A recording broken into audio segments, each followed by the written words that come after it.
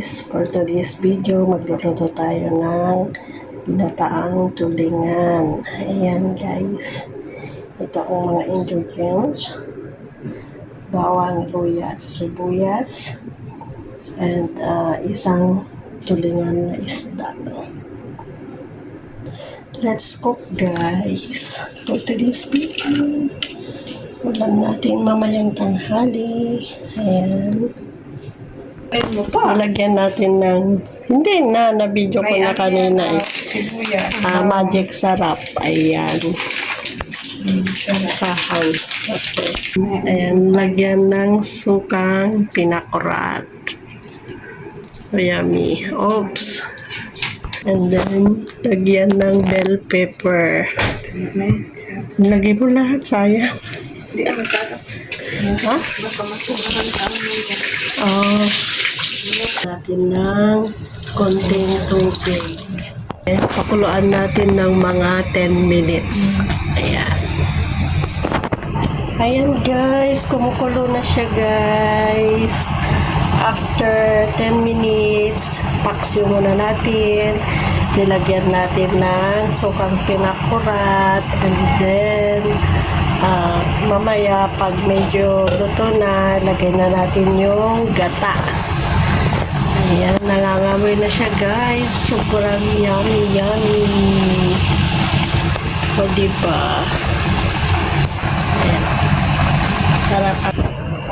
Ayan guys, lagyan natin ng gata.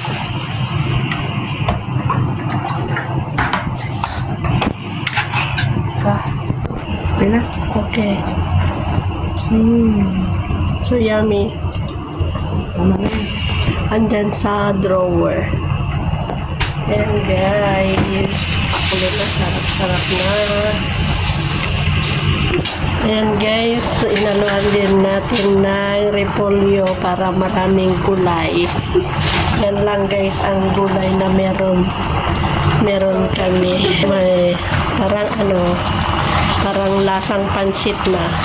May repolyo, may bell pepper, may green chili. Ayan. Tinikman mo na kung may asin. Tikman natin guys.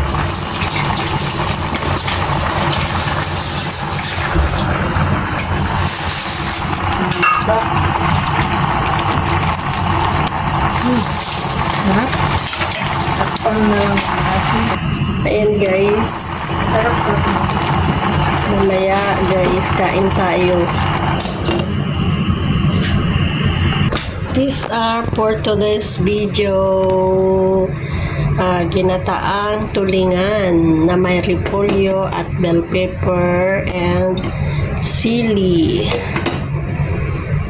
Ayan guys, mamaya abangan nyo. Kakain tayo ng lunch. Ito ang lunch namin ngayon. Oras ngayon guys ay 5 o'clock in the morning. So, ito guys. Thank you guys for watching.